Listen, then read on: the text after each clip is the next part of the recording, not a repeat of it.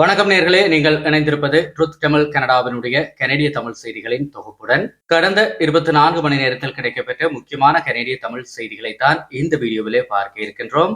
இதுவரைக்கும் சேனலை சப்ஸ்கிரைப் செய்யாத நேயர்கள் இருந்தால் இப்போதே சப்ஸ்கிரைப் செய்து கொள்ளுங்கள். தொடர்ச்சியாக விரிவான செய்திகளை பார்க்கலாம்.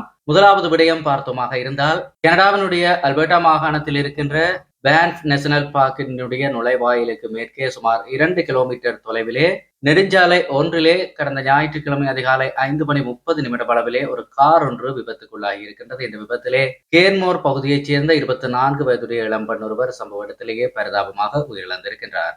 தகவல் அறிந்து சம்பவ இடத்திற்கு விரைந்த RCMP மற்றும் விபத்து மறு உருவாக்க நிபுணர்கள் பல மணி நேரம் ஒரு வழித்தட போக்குவரத்தை மட்டும் அனுமதித்து தீவிர விசாரணையிலே ஈடுபட்டார்கள். தற்போது அந்த பகுதி சீர் செய்யப்பட்டு போக்குவரத்து இயல்பு நிலைக்கு திரும்பியுள்ள நிலையிலே விபத்துக்கான சரியான காரணம் குறித்த மேலதிக விசாரணைகளை போலீசார் முன்னெடுத்து வருகிறார்கள். இதேவேளை ஒன்டாரியோவினுடைய ப்ளூ வாட்டர் நகராட்சியிலே இருக்கின்ற ரொமன் ஸ்ட்ரீட்டுக்கு அருகில் இருக்கின்ற பனக்பர்ன் லைனிலே கடந்த சனிக்கிழமை இரவு ஏற்பட்ட ஒரு ATV வாகன விபத்திலே 44 வயதுடைய நபர் ஒருவர் சம்பவ இடத்திலேயே உயிரிழந்திருக்கின்றார். அவசர மருத்துவ குழுவினருடன் சம்பவ இடத்திற்கு சென்ற ஹெரான் கவுண்டி மாகாண போலீசார் பலத்த சேதமடைந்த வாகனத்தையும் அந்த நபருடைய உடலையும் மீட்டார்கள். உயிரிழந்தவர் அதே ப்ளூ வாட்டர் பகுதியைச் சேர்ந்தவர் என உறுதிப்படுத்தப்பட்டிருக்கின்றது. தற்காலிகமாக மூடப்பட்டிருந்த பனோக்பர்ன் லைன் சாலையானது தற்போது மீண்டும் திறக்கப்பட்டிருக்கின்ற நிலையில் இந்த விபத்து குறித்து ஏதேனும் தகவல் தெரிந்தவர்கள் 1-888-312-1122 என்கின்ற நிலையை தொடர்பு கொள்ளுமாறு போலீசார் கேட்டிருக்கிறார்கள். இதேவேளை ஒட்டாவாவினுடைய தெற்கு பகுதியிலே ஒஸ்கூட் பகுதியிலே கடந்த ஞாயிற்றுக்கிழமை முற்பகல் 11:50 அளவிலே டெர்மினி ஸ்ட்ரீட் மற்றும் நிக்சன் டிரைவ் சந்திப்பிலே ஒரு பிக்கப் லாரியும் SUV ரக கார் ஒன்றும் நேருக்கு நேர் மோதிக்கொண்ட கோர விபத்திலே 8 வயது சிறுமி பரிதாபமாக உயிரிழந்திருக்கின்றார். SUV வாகனத்தில் பயணித்த அந்த சிறுமி கவலைக்கிடமான நிலையிலே மருத்துவமனையில் அனுமதிக்கப்பட்டு சிகிச்சை பலனின்றி ஞாயிற்றுக்கிழமை மாலை உயிரிழந்ததாக போலீசார் தெரிவித்தனர். அதே வாகனத்தில் இருந்து 40 வயது மதிக்கத்தக்க பெண் பலத்த காயங்களுடன் சிகிச்சை பெற்று வருகின்ற நிலையிலே பிக்கப் லோரியில் இருந்து 6 வயது சிறுவன் லேசான காயங்களுடன் தப்பியிருக்கின்றார். ஒட்டவா மற்றும் லீட்ஸ் கரன்வில் மருத்துவ பணியாளர்கள் இந்த மீட்பு பணியிலே ஈடுபட்டார்கள். இந்த சந்திப்பிலே கடந்த ஜூன் 19ஆம் தேதியும் ஒரு பிக்கப் லோரியும் செடான் கார் ஒன்றும் மோதியதிலே சிறுவன் ஒருவன் கடும் காயமடைந்திருந்தான். தொடர்ச்சியாக சிறுவன் ஹெலிகாப்டர் மூலம் மருத்துவமனைக்கு கொண்டு செல்லப்பட்ட நிலையிலே இந்த மாதத்தில் நடக்கின்ற 2வது பெரிய விபத்து இது என்பது குறிப்பிடத்தக்கது. இந்த விபத்து தொடர்பான சாட்சிகள் அல்லது டேஸ்கேம் காட்சிகள் வைத்திருப்பவர்கள் ஒட்டவா காவல்துறையினுடைய இறப்பு விபத்து விசாரணை பிரிவை தொடர்பு கொள்ளுமாறு அறிவுறுத்தப்பட்டிருக்கிறீர்கள். அடுத்த முக்கியமான செய்தியை பார்த்தமாக இருந்தால் நேர்களே, மெட்ரோ வான்கூவர் கடலோர பகுதியிலே கடந்த ஞாயிற்றுக்கிழமை முற்பகல் 11:45 அளவிலே கடலில் தத்தளித்த 10 பேரில் 4 பேர் வெற்றிகரமாக மீட்கப்பட்டுள்ள நிலையிலே காணாமற் போன 6 பேரை தேடுகின்ற பணிகள் தீவிரமாக நடைபெற்று வருகிறது. வான்கூவர் சர்வதேச விமான நிலையத்திற்கு தென்மேற்கே சுமார் 10 கடல் மைல் தொலைவிலே உயிர் பாதுகாப்பு உடைகளின்றி பலர் கடலில் விழுந்திருப்பதாக கிடைத்த ஒரு தகவலின் அடிப்படையிலே கூட்டு மீட்பு ஒருங்கிணைப்பு மையம் அதாவது JRCC களமிறங்கியது. பிற்பகல் 1:15 அளவிலே விமானங்கள் மற்றும் படகுகள் மூலம் மீட்கப்பட்ட 4 பேர் அவசர மருத்துவ குழுவினரிடம் ஒப்படைக்கப்பட்டிருக்கின்றார்கள். பிற்பகல் 3:30 நிலவரப்படி மீதமுள்ள 6 பேரை தேடும் பணி தொடர்வதாகவும் இந்த கடல்சார் அவசர நிலை காரணமாக BC பெரிஸ் நிறுவனத்தின் 2 படகுகள் உதவிக்கு அனுப்பப்பட்டிருப்பதால் செவேசன் மற்றும் டியூக் பாயிண்ட் இடையிலான படகு சேவைகளில் தாமதம் ஏற்பட்டுள்ளதாகவும் தெரிவிக்கப்பட்டிருக்கிறது. அடுத்த முக்கியமான செய்தியை பார்த்தமாக இருந்தால் நேர்களே, டொரண்டோவினுடைய எட்டோபிகோக் பகுதியிலே கடந்த ஞாயிற்றுக்கிழமை இரவு 7:30 அளவிலே லோ ஸ்ட்ரீட் வெஸ்ட் மற்றும் பீகாக் அவென்யூக்கு அருகிலே சைக்கிள் சென்று கொண்டிருந்த 12 வயது சிறுவன் மீது கார் மோதி விபத்து ஏற்பட்டுள்ளது. தகவல் அறிந்த சம்பவ இடத்துக்கு விரைந்து சென்ற டொரண்டோ போலீசார் படுகாயமடைந்த சிறுவனை மருத்துவமனைக்கு அனுப்பி வைத்தார்கள். சிறுவனின் உயிருக்கு எந்த ஆபத்தும் இல்லை என மருத்துவர்கள் உறுதிப்படுத்தியிருக்கிறார்கள்.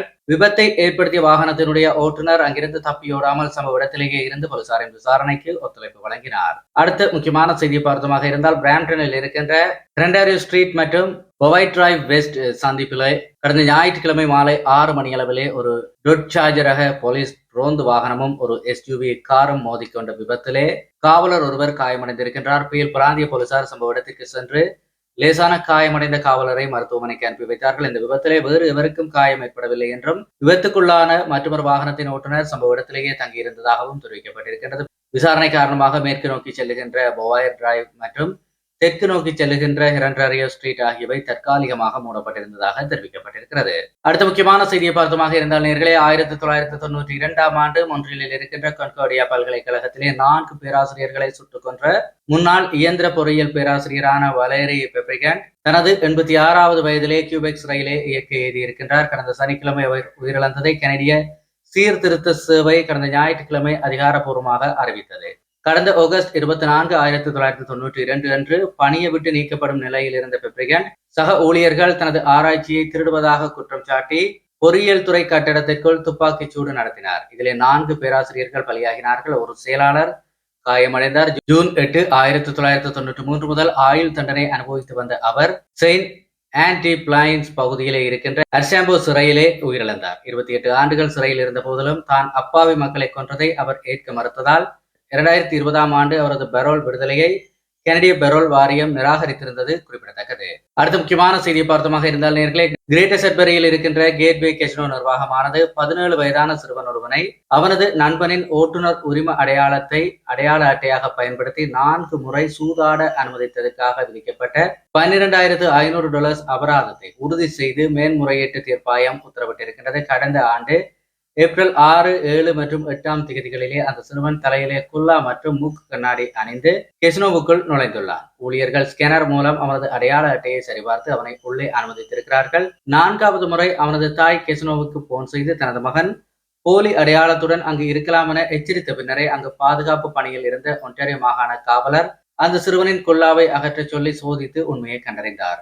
21 வயதுக்கு உட்பட்டவர்கள் என சந்தேகமடைந்தால் 2ஆம் கட்ட அடையாள அட்டையை கேட்க வேண்டும் என்ற அடிப்படை விதிகளை ஊழியர்கள் பின்பற்றவில்லை என்று தெரிவித்த மேன்முறையீட்டு நீதிபதி மதுபானம் மற்றும் சூதாட்ட ஆணையம் அதாவது AGCO விதித்த அபராத தொகையை உறுதி செய்தார். அடுத்த முக்கியமான செய்தியை பார்த்தமாக இருந்தால் நேர்களே, கடந்த சனிக்கிழமை இரவு மொன்றியலின் மைய பகுதியில் நடைபெற்ற மொன்றியல் சர்வதேச ஜாஸ் இசை திருவிழாவிலே முகமூடி அணிந்த செகானே இசை அமைப்பாளர்கள் குழுவான அன்ஜின் டி பொய்ட்ரின் நடத்திய இலவச இசை நிகழ்ச்சியை காண லட்சக்கணக்கான ரசிகர்கள் திரண்டார்கள்.